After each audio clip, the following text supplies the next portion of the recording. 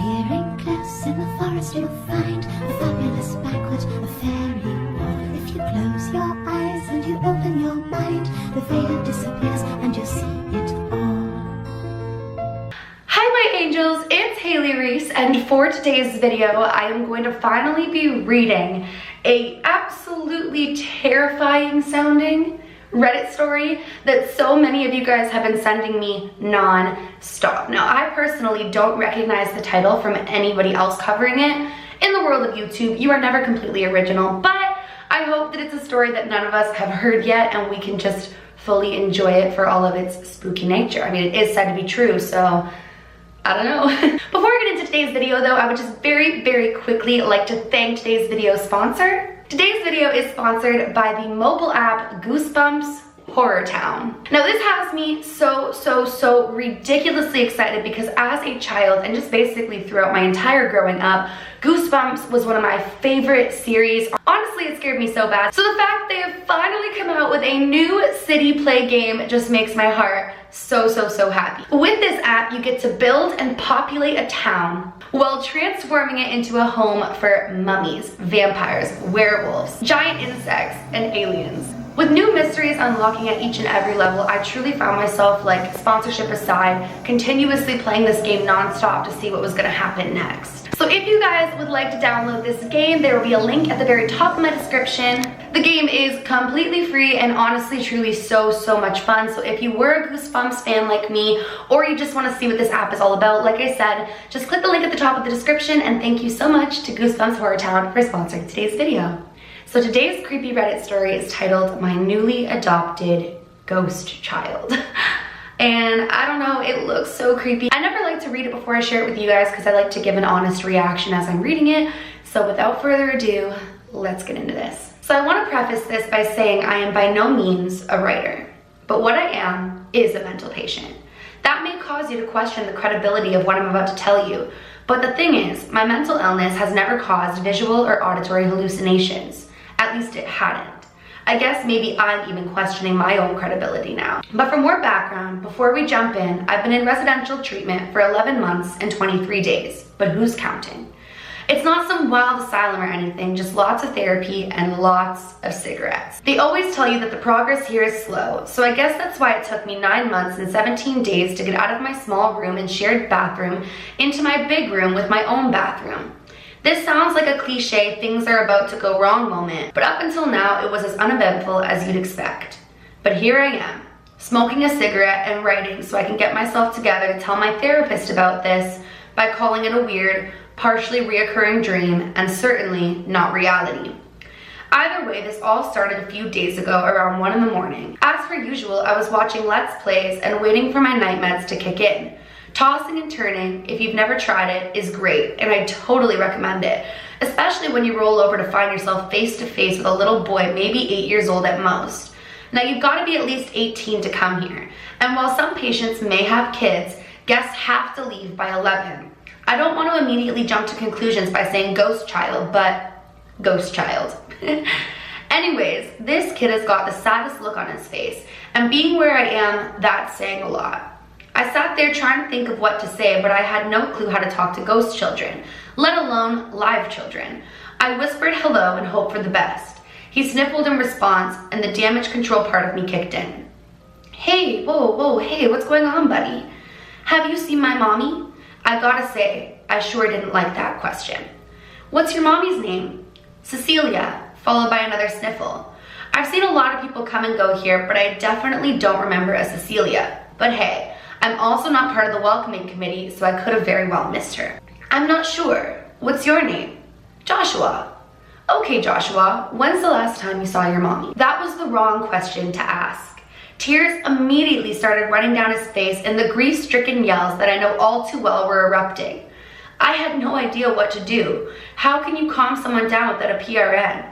I couldn't offer this ghost child a Xanax. Joshua, I will try to help you, but you have to be quiet or people will hear you and then I won't be able to.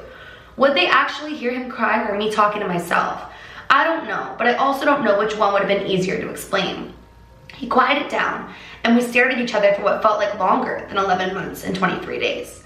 So, are you sure your mommy's here?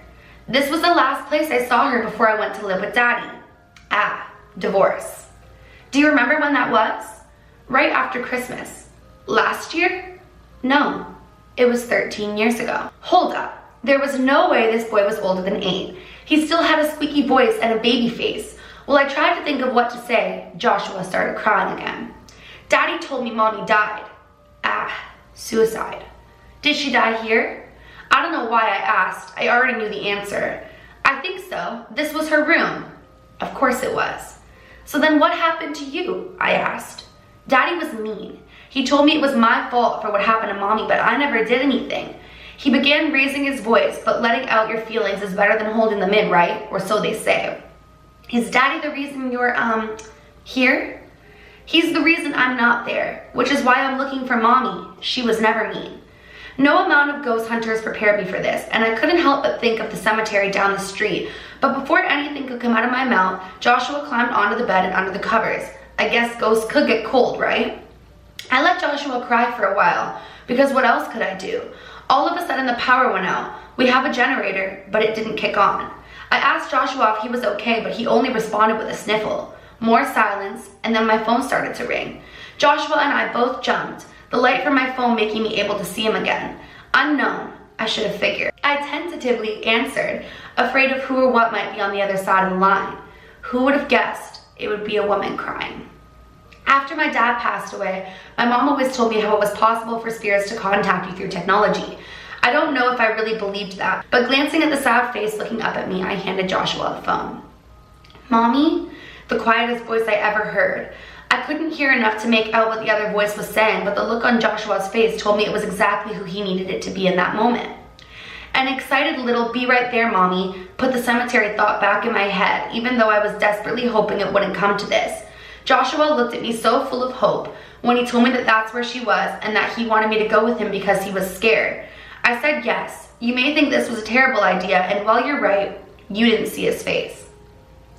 So I put on my shoes, I grabbed my cigarettes, took Joshua's hand, and headed out the back way since I was still unsure if people could see him or not. I would never smoke around children, but I figured secondhand smoke probably wouldn't harm a ghost child. I still asked him anyways. Mommy doesn't like cigarettes, but when Daddy smoked, it was the only time he was calm, so I don't mind them. I didn't have the heart to tell the kid that Daddy probably wasn't smoking cigarettes. We arrived at the cemetery and Joshua led me to a small gravestone that looked much older and more broken than it should have after 13 years. But nevertheless, Cecilia Winchester was written in the same blocky font as every other gravestone. I let go of Joshua's hand. Another terrible idea. The tears were back before he could even choke out the word Mommy. The ground started to shake. There was no need to reveal where I am, but just know that earthquakes aren't a thing here.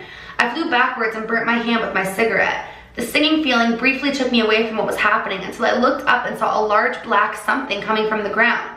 I'll call it an entity for lack of a better word. Admittedly, her face was beautiful. I wish I could have smiled when I noticed how much Joshua looked like her, but the rest of her was indistinguishable from any sort of human feature. The little color that there was began to drain from Joshua's face as he was scooped up by this thing that may or may not have been his mother. He looked to me as if there was something I could do other than cry. I was scrambling to think of something when this thing opened its mouth and let out the worst sound I've ever heard. It was guttural and somehow high-pitched and low at the same time.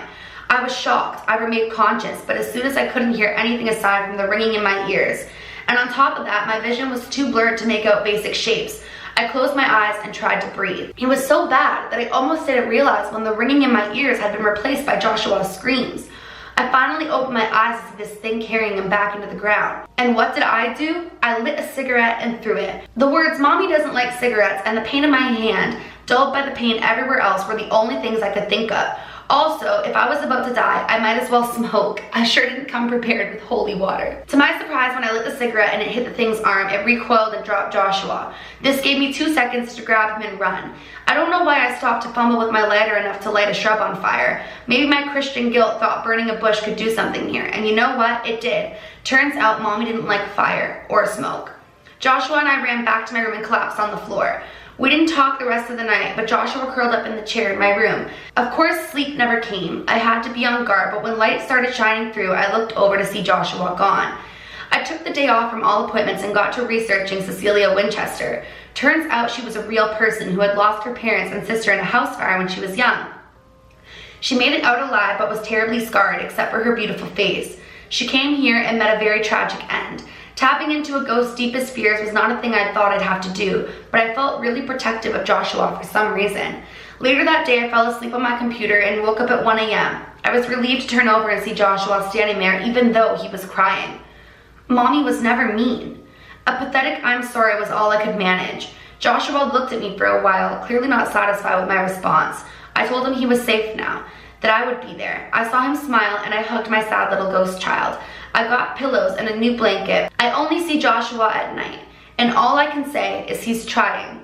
Some days are better than others, but progress here is slow. Oh my goodness, I do not know what to think of this. I mean, the fact that she admits willingly that she does suffer from mental illnesses, but that they have not caused any sort of hallucinations for her really confuses me. I don't know what to think of it. If it was his mother, why was it mean like that? Nonetheless, this story is fascinating to me just in general, and it leaves me really wondering what exactly could have been going on and what exactly went on. What do you guys think of this story? Have you guys heard it before? I know for me personally, I love any sort of thought-provoking paranormal story, be it real or be it fabricated in these types of aspects. I've always admired a good paranormal film or a good paranormal story, so I don't know whether or not this would be true. I don't know what to think of it, but I guess this is the point in the video where I always encourage you guys to drop a comment down below and let me know what you guys think, because more often than not, you guys actually come up with the best theories that I could have ever possibly dreamt of imagining, and so I love reading through all of your comments and seeing what you guys think of it. Well, you guys, that is it for that Reddit story. I haven't sat down and read you guys a story in a while, and this one was sent to me a lot, so I figured why not talk about it and see what you guys think of it. I personally enjoyed it, but I'm gonna be thinking about it all day, probably wondering like what exactly happened in it. Also, once again, I would like to thank Goosebumps Horror Town for sponsoring today's video. If you guys are interested in downloading the game, the link will be at the very top of the description like I mentioned earlier. If you do download it, let me know if you guys enjoy it. And that is it for today's video. If you guys are new to my channel or you are just not yet subscribed but you do enjoy my videos, I would absolutely love it if you would go ahead and click that subscribe button. And please give this video a big thumbs up if you did enjoy it, because it makes my heart super, super, super happy when you guys do that. So please do that. Remember, my loves, do all things with kindness. And until next time,